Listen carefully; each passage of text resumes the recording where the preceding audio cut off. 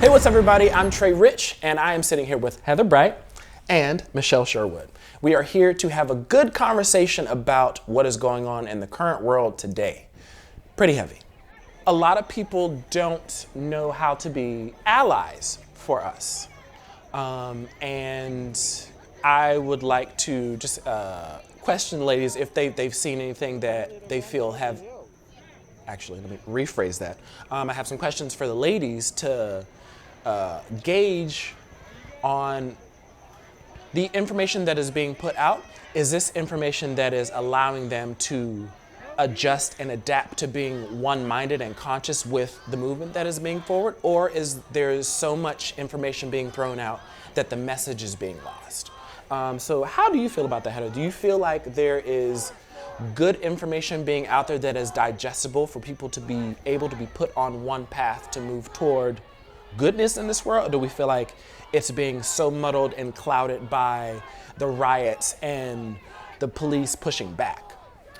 I think there's a ton of information out right now that's helpful, more than ever. Mm-hmm. And if you're following Black creators, you're going to see that content. I've seen Black creators posting about books, Me and White Supremacy, White Fragility, all of these super helpful resources to help white allies and other people of other colors as well to be true allies, mm-hmm. not just performative allies, right. Not just to say, speak up and say something when it's convenient for you or right. when it's the popular thing to do, right. which is what's happening now. And that, I think, is the most frustrating thing to me is, you know, seeing people post their blackout picture today, mm-hmm. but like, what are you doing? Right. You know, and it's not the time to be silent. It's right. the time to, you know, all day today, I'm only reposting Black content, mm-hmm. you know, and giving those voices a platform. Right. And I think that's so important. So there's a ton of amazing resources out there. But you have to be willing. Your right. heart has to be open right. and in the right place. And you have to search. You have to educate yourself. Like, it's not up to people of color to educate you on racism, you know? So to answer your question, yes, there's a ton of great resources out. Mm-hmm. It was helpful and invigorating to be around so many like-minded people of all races. I mean, you saw Black people, Asian people, Latinos, you know, white people, people from other countries. It was just, it was a really refreshing protest, actually. There was no violence. One lady got up and sang, and then they taught us some chants that we were gonna say in the march, and we headed out to hit the streets. Right. And we held up our signs and chanted, and it was nice because so many people were coming out of their businesses and like cheering us on, or you know, cars that were coming down the road were beeping to say like, "Hey, we're with the movement." Yeah. So it was really cool. I think the one thing that I feel most of all is like my heart feels really heavy. And like, I walk around every day with a lump in my throat. That's what I feel. It's hard. It's really hard to see, regardless of the color, it's really hard to see a human treated like less than a dog. Like trash. Like trash, like absolute trash. And, you know, as a Black man walking around America, but first of all, let me explain how I grew up. I grew up in a household with both my mom and my dad, basically like the American dream. Had both my sister. We had everything we needed, most of what we wanted. In our community, there were police officers that we knew. We knew their names. We knew where they lived. They actually served in the community, so they were a part of the community. They weren't just this force that was separate or something that you felt like you had to be afraid of, nor did you feel like they didn't have your best interest at heart. So now, growing older, I moved to California when I was 19, and I experienced racial profiling several times, be it walking down the street or driving. being pulled over for absolutely nothing. Be it, if I was either driving my own nice car or if I was in a friend's nice car, driving them home because they were too drunk. It's really hard to fathom racial profiling before you experience it, or until you get to see it on somebody that you know, or someone tells you about it that you know. So for a lot of people, this whole scenario of several deaths happening, including George Floyd, for it to be visual like that, for people to see that this really happens, it was as much as heartbreaking and it should never have happened. It needed to happen for people to really see that this happens in America all the time. It's just being televised. And if you can believe it, things have actually progressively gotten better. It's only being filmed now. The thing that you got to see happens all the time. This is happening 2 to 3 times a day at least for people that look like me. So as much as I'm heavy and my heart is broken for seeing that, part of me is like, thank you for people being able to see this and finally have a reason to get out of their comfort zones and get out of where they were to join together for one cause, which is human rights. It is Black Lives Matter, and not to take it off to a tangent to make it all lives matter, but for all lives to matter, Black lives have to matter. The reason why Black Lives Matter exists because we have been constantly scrutinized and put under a thumb to be told that we don't matter. A lot of us that are here in the States now, African American, were brought here not at our own free will. Some of us, yes, we are fresh Africans that have moved here, but a lot of us, our ancestors were brought here via slavery. And to be put in a position where you're just supposed to figure it out and the odds are literally set up against you, it's what we live every day. Like it's a pit in your stomach, it's a pit in your throat that you literally have to walk around with every day. And eventually we've become so desensitized to it that we don't even feel it anymore. I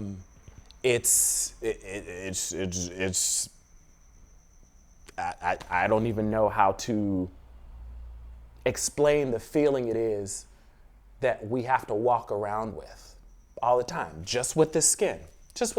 We could be the nicest person. We could have foundations that we own. We could be running a foster system of children. We are still looked at like the same dirty black thing that America has portrayed us to be. So at this point, we just want to be seen as normal people.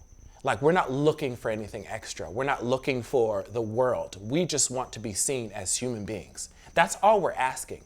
We don't want to riot. We don't want to protest. We shouldn't have to riot or protest. But us just sending messages or coming to people on a normal level, an educated, simple level, is not changing anything because it is a broken system. So at this point, the system needs to be dismantled and remantled in the right way. Michelle, tell me what your experience is coming from where you were recently, which is in Thailand, Asia.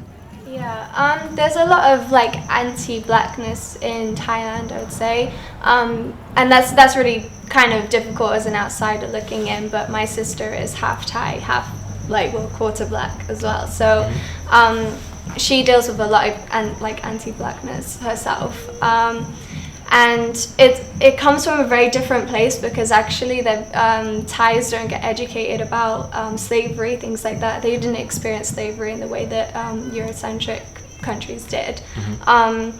So it's quite interesting to see that side of it, but it comes from a different place, and not like no one's really educated about like protesting and things like that. Like protesting is very dangerous there, very, very dangerous. Like not that it's not here, but I mean it's kind of a dictatorship over there. So before this incident, have you visually been able to see anything like the George Floyd murder? Yeah. When it first came out, and I hate to admit it, but my first reaction was not another incident like this. You know, it's just we hear it all the time in England and in Britain, and it comes from a place of being able to distance, because it's very easy for British people to say that doesn't happen here. You know, this is an American issue, and it's a gun issue, and I'm not saying it's not a gun issue, but there's more to it than that, way more. And at the end of the day, the structural issues that like exist in America right now, that's from us. We created this country in that way. You know, we created slavery. We created all of those structural issues. So it's not enough for us to just sit back and say it's not really our issue. Right. It's our fault. It's our issue. Right. We all have to take responsibility. And the UK isn't innocent. Police brutality against black people happens more there as well. You know, like it disproportionately affects black people than it does white people.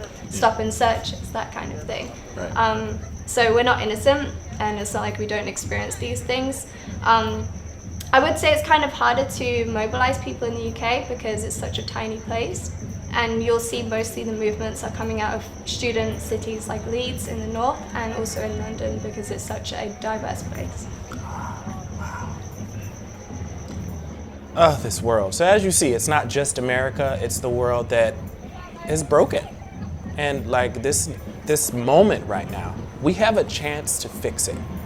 We have a chance to fix it. So at this point, I feel like for people to be met with hostility by police officers is unnecessary.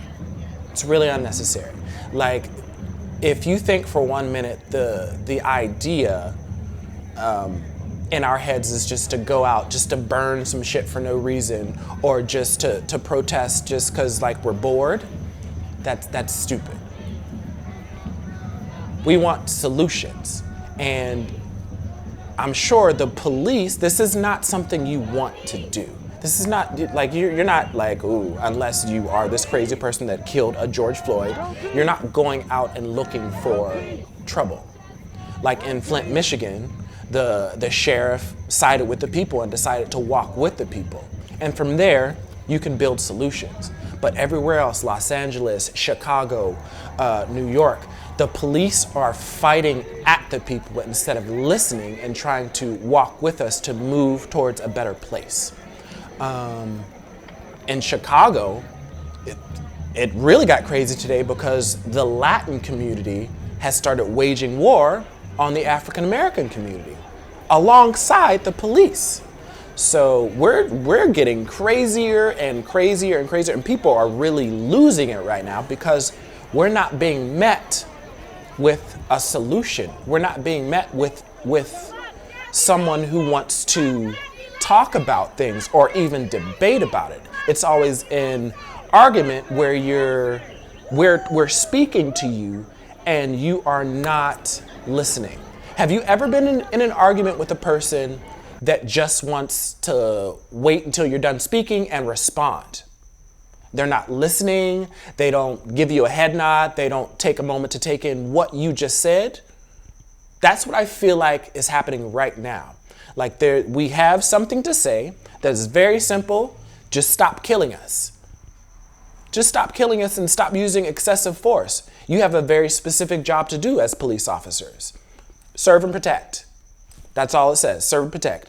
I don't see you serving and protecting us in this situation. I don't see you serving and protecting anyone in this situation. All you have to do is imagine your mother, your brother, your sister, your friend, your teacher, your next door neighbor in the same situation as George Floyd. Wouldn't you want justice? I think you would. So stop detaching yourself from what happened as if you're not human. Just to kind of give you some backstory on how we got to where we are today. A lot of people, especially non-blacks, don't really know how to deal with the bombardness of visuals that they've been attacked with lately. Like, all of a sudden, you're seeing black people get killed, and you're just kind of like, oh, this was just a one-off, or this just. But no, this happens all the time. Sorry to interrupt you. No, good. I think it's so important that we are uncomfortable. Right. You know what I mean? And I think that is a huge vessel for change, that finally, like, you're looking on your feet and you feel some kind of way. Right. Like I told you, like, I have a lump in my throat every day. Right. You've had a lump in your throat your whole life. Right. Mm-hmm. And it's like it's a big privilege of ours to be able to disconnect from social media, and that's it. We don't have to think about racism again until it's there in our face. Right. Because there's also there's still how can I say, resistance to us trying to move forward and make things better. Like, there are like, as much as like a lot of people are banding together right now, there are still white supremacists. There's still people in these streets that still feel the way that they felt before they saw this. So we all have to, again, we have to be strong in this moment. It's so infuriating. It's infuriating. But it's okay to be angry. That's okay. How you feel is okay. It is, but it's not read as okay. Like, that's our privilege again. We can be angry and be listened to, whereas especially black women, if you guys are angry, right, we're all of a sudden the angry black man or the angry black woman. Like, there's titles for that. There's even a hashtag for it. Mm-hmm. Is there a hashtag for mad white man or mad white woman? I don't even think there is. There should be. They might make it now, but like, oh, Karen, yeah. Karen, yes, Karen. I'd like to speak to the manager. Right. Oh, Karen. So this conversation is to be continued. We will definitely be back to talk about more, but I wanted to kind of wrap this up to give you guys like just some thoughts to digest and not just like keep coming at you with how I feel. But love your neighbor. Be nice to people. Take care of people. Like, that's all you have to do. We will be back with another episode of this because this conversation is definitely to be continued. There's still more rioting and protesting that is going on. We'll be bringing you news. We'll be bringing you updates. And yeah, make sure you're taking care of yourself. Make sure you're informing your children too. This is a time, I'm sorry. People think that it's okay to kind of shield children from information. This is a very pivotal moment in time where they need to be educated and they need to be able to move forward. So educate your children, educate everyone around you, especially my non-black people. Make sure you are getting as much information that you can to share to your friends, to their friends, to just pass on the peace, because that's all we want. We want peace, we want equality, and we just want love. And that's it. Tell us where we can follow you. I'm on Instagram at brightlights333. Tell us where we can follow you. I'm also on Instagram. It's at mishu.rose, MISHOO.rose. Yes. And I'm Trey Rich. Thank you guys so much for joining us. Be well. Just love people. Justice for George Floyd. Justice.